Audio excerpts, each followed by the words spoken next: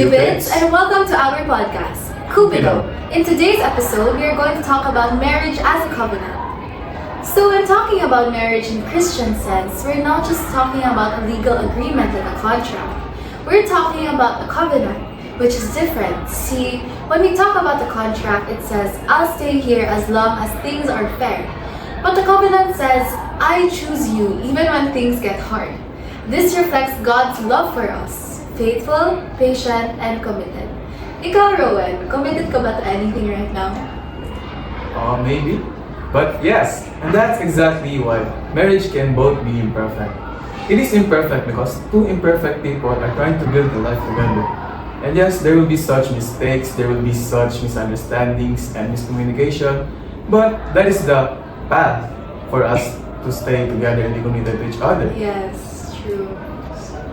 And let's be real here. Couples face a lot of problems in their relationships.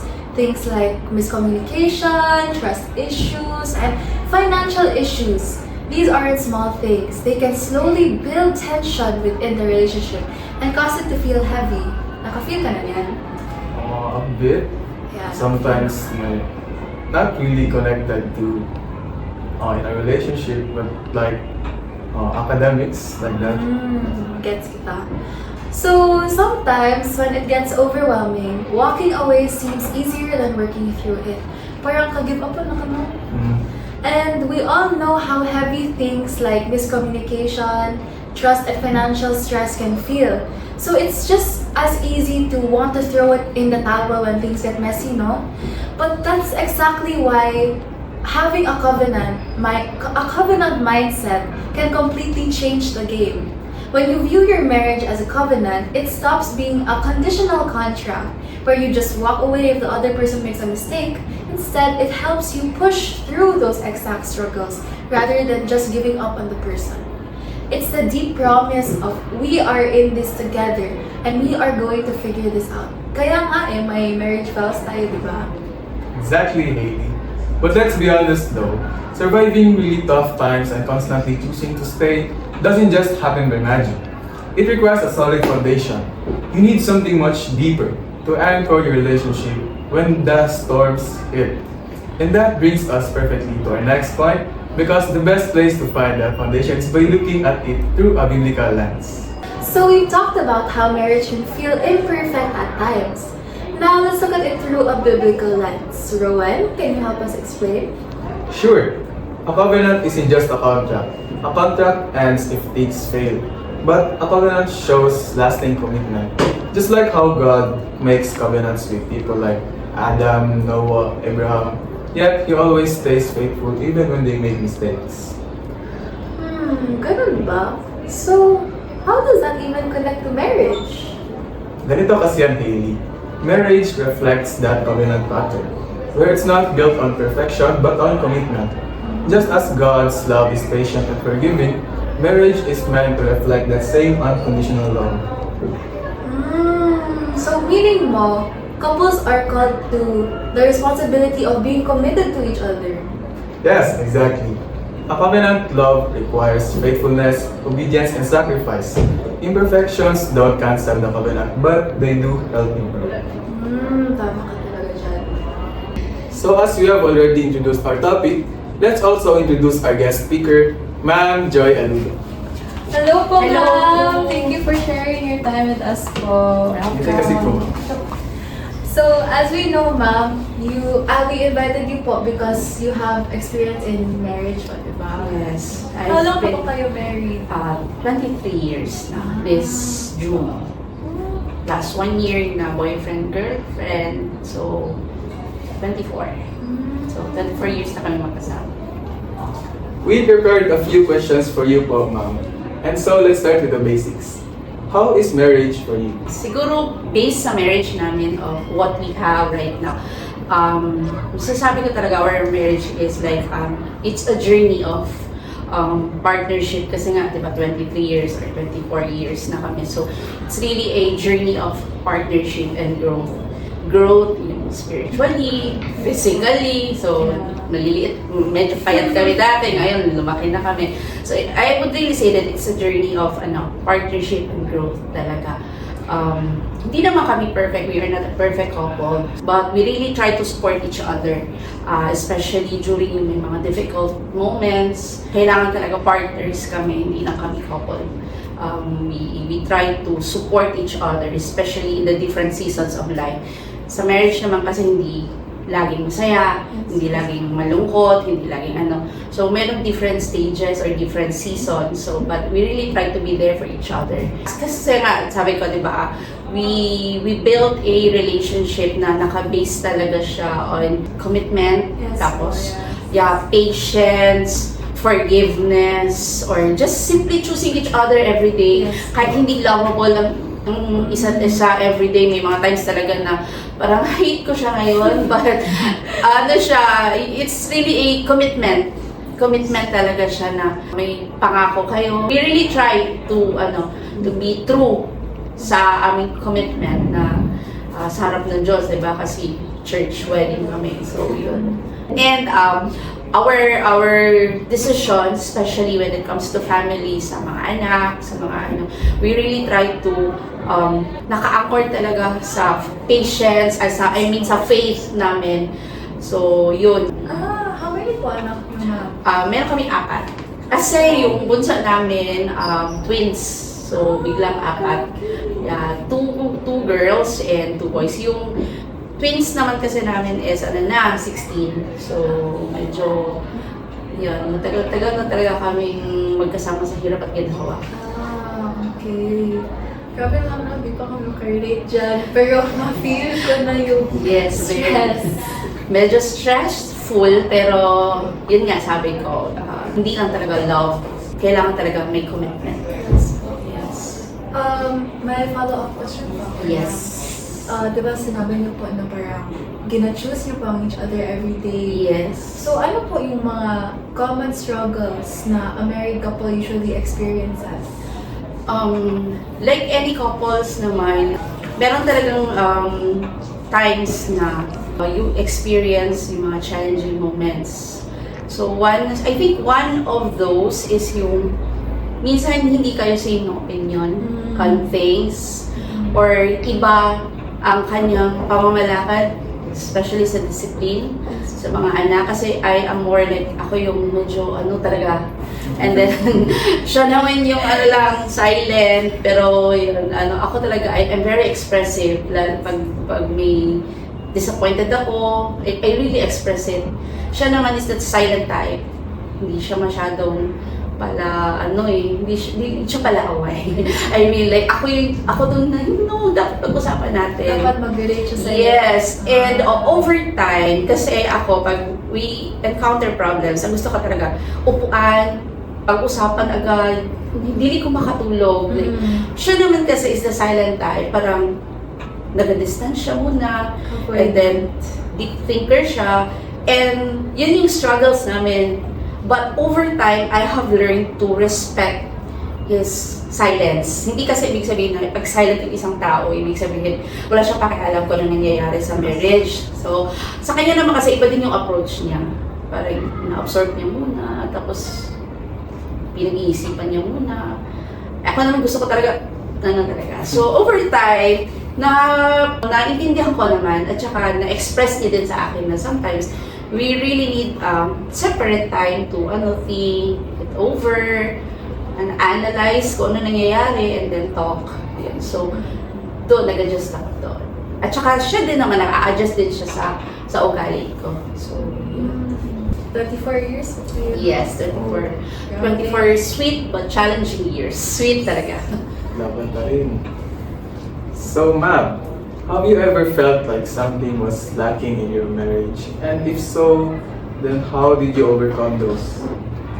Yes. Like any marriages, sometimes kasi parang nafe-feel mo parang things na lang or parang routinary na siya. Parang, it's a routine na. And then, it's Spark? parang, wala na spark. And then, we can say it's less exciting. Unlike nung newly married pa kayo or newlywed couple pa, di ba? Everyday is exciting. Kasi nag-learn ka pa kung ano, di ba? You are learning from the person. Sa amin kasi, pag yung matagal na, parang routinary na siya. Lalo na pag naging busy na ang isa't isa with work, kasi we both work, so busy na sa work.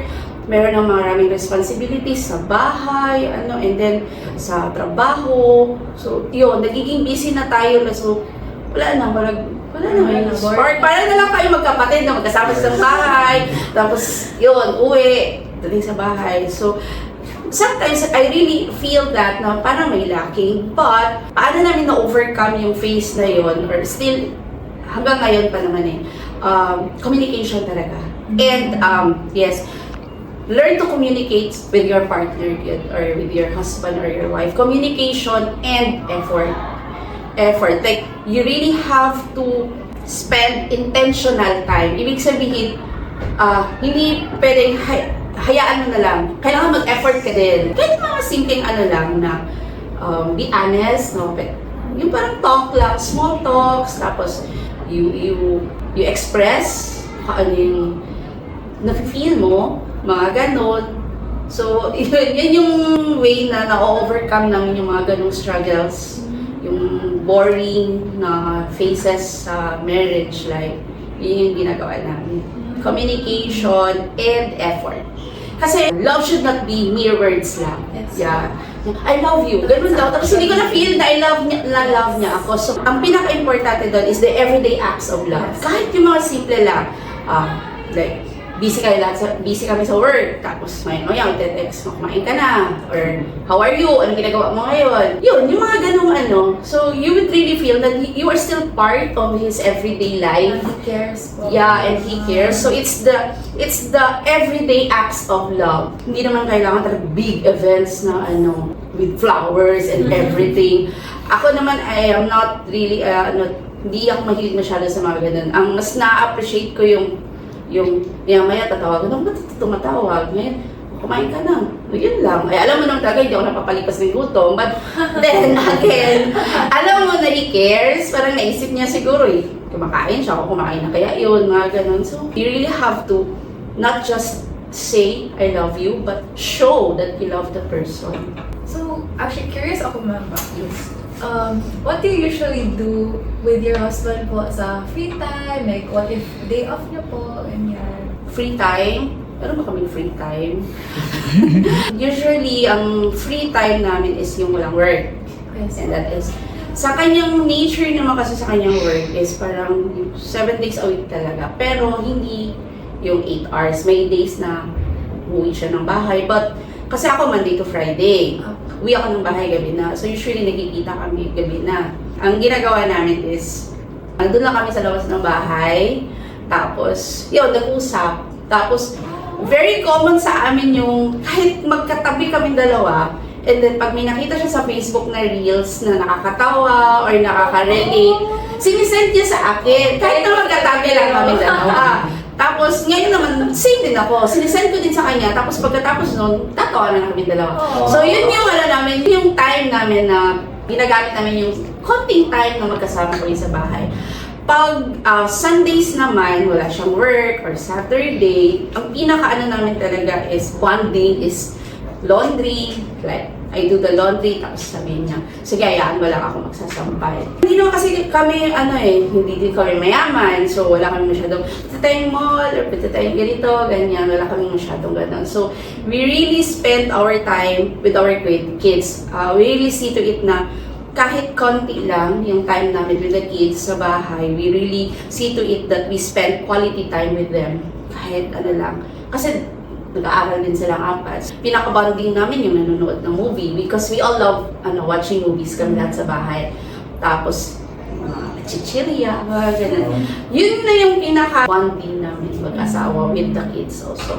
But sometimes, we see to it that we go out as a couple, yung walang anak, date. Hindi naman bonggang-bonggang date sa mga fancy restaurants. Kahit simpleng kain lang sa mga kasi he loves kasi lutong bahay.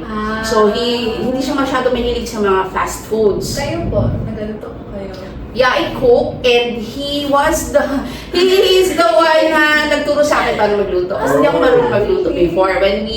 Nung bago pa kami mag-asawa, hindi ako marunong magluto. So, and siya naman, sanay siya magluto. So, tinuruan niya ako But again, mas masarap pa rin yung luto niya kaysa sa akin. Pero hindi niya naman pinaparamdam na mas masarap yung luto niya.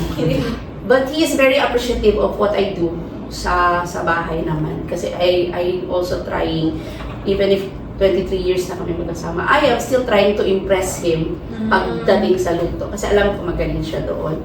So, pag may time ako at saka kompleto ng ingredients, nakapamalengke and all, I cook for the family. Tapos, pinapa-judge ko sa kanya. And I know he's very respectful. Oh, sarap ito. But I really know na mas masarap pa rin yung luto niya. But again, what matters is, ayun, na-appreciate niya pa rin. My question. Do you have a question? Not so far. Okay. Thank you so much, ma'am. Hindi ka nag-listen sa stories mo with your husband. Last question na lang, ma'am. Yes. What's one advice you want to tell us? Like kami, mahilig kami mag-boyfriend, girlfriend. What's one advice you want to tell us for the future? Okay, so lahat naman kayo or pupunta naman talaga dun sa ganun na stage. You will get married, if you meet the right person. Lagay mo sa isip mo na you really need to find a perfect partner. Kasi yun ang ideal natin ngayon. Kailangan siya gusto ko sa parang husband material or wife material. Huwag mong masyadong isipin yun. You need not to find a perfect partner. What is important is you try to become a perfect partner for your future. Oo, yun. And then, what really matters is you are willing to grow with a person. Ikaw, Rowan, may follow-up question ka. I have one question in mind. How did you and your husband meet? Okay. Kasi ako, I really love to sing. And I was a band member. Sure.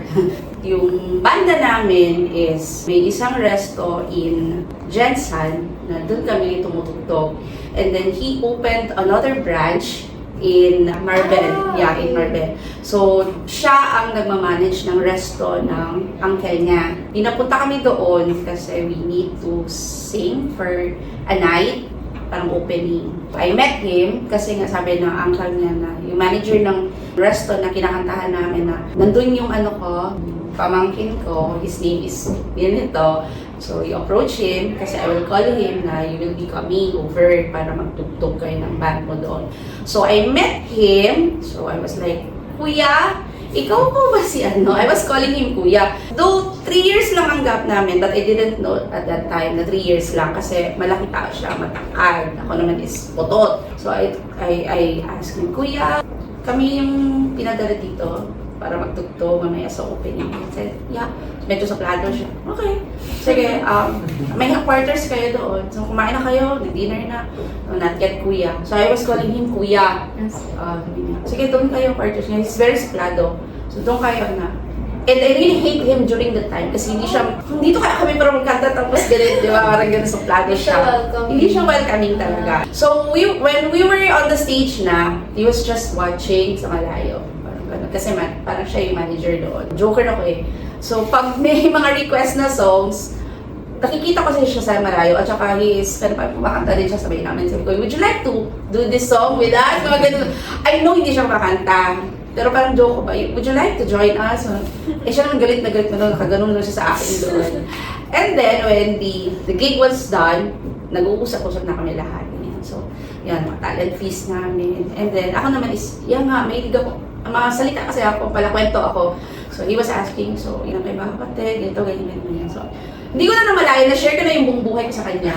And, doon niya na pala na, parang nakita niya, honest to goodness ba, na, you're very, pala. Yan.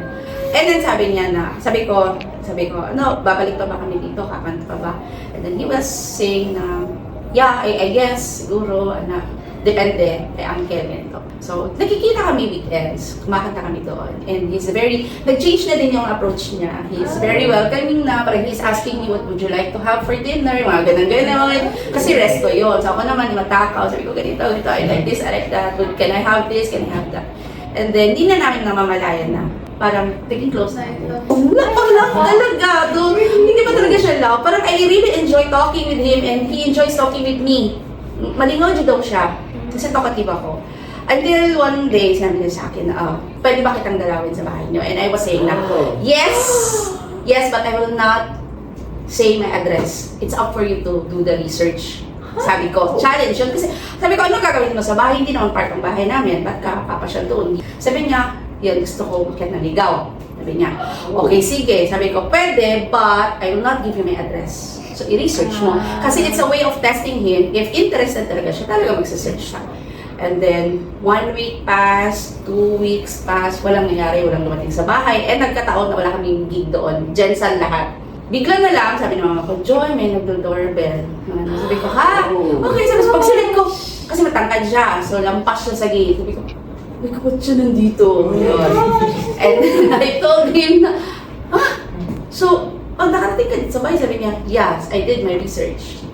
So, that's when I knew that he is really serious. Wala talaga akong, kahit name ng subdivision, block, lot, face, street number, wala. Sabi ko, i-research mo. Tinanong niya to sa mga bandmates ko na hindi din alam yung exact address. Parang pinagtagpi-tagpi niya until naka-key off siya dun sa kung saan yung sakayan papunta sa amin, sa subdivision. That was in Jensen. And then, fortunately, yung driver na sinakyan niya knows my dad. Kasi na-mention ko yung family name ko. And sabi niya, kilala niyo po ba ito? Sabi niya, kilala ko yan. So, hinatid siya doon sa bahay. Pero yung sinabi niya, hindi ako. Kasi alam niya, hindi ako known sa subdivision, but my father was. So, yun. Nandun, nakarating siya ng bahay. So, that's when I knew na seryoso siya. Kasi nag-effort siya. Like, 2 weeks siya nagtanong-tanong. And then after that, he kept on visiting me sa bahay every weekends. Pag doon naman ako sa gig, ganun. Tapos, after a year, sabi niya na lang sa akin na, so naging kami na. So hindi na ako nagpakita pa. At saka, he loves to cook for my family. So doon ko nakita yun, especially for my dad. So after noon, after a year, sabi niya lang sa akin, gusto niya na tumagay sa tahimik. Tahimik ba? Sabi ko, baka lumagay sa gulo. Kasi most marriages, ang gulo, di ba? So, doon nag-start lahat. Hanggang sa yun. Doon na. Happy moments, difficult moments, challenging. May mga times na we almost separated because of different opinions, different views. But again, yung faith namin kasi, though hindi kami same ng religion, pero yung faith namin is what really nagpagina talaga. Kasi we were very true with what we promised. For better, for worse. Yan. So, ikaw, willing ka ba mag-search ng future? I-search mo yung address. If I think she's the one for me. Okay, thank you, ma'am. Last question lang po. What's one advice you would like to give us, the youth po, when it comes to love life? When it comes to love life, I mean, one step at a time. Huwag magmadali. Lalo na sa age nyo. Marami pang pwedeng mangyari. Ano mo na, finish your studies kung kaya talaga. Finish your studies. Kung ano yung goals ninyo, yung objectives nyo, kailangan maano yan, ma-reach nyo yung goals ninyo. Kasi along the way, marami kayong mamimit na tao, maraming experiences.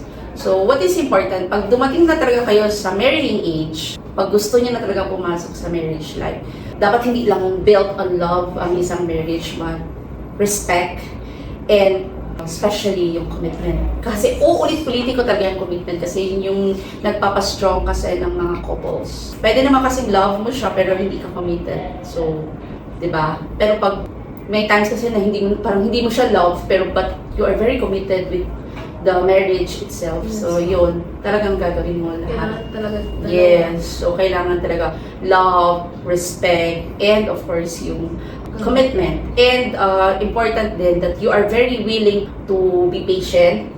At saka yung humility, kailangan present din siya. So, if you enter marriage, kailangan ready ka na ready kang maging humble, pakumbaba, and of course, ready ka din magpatawad. Kasi yung partners kayo, it's a journey.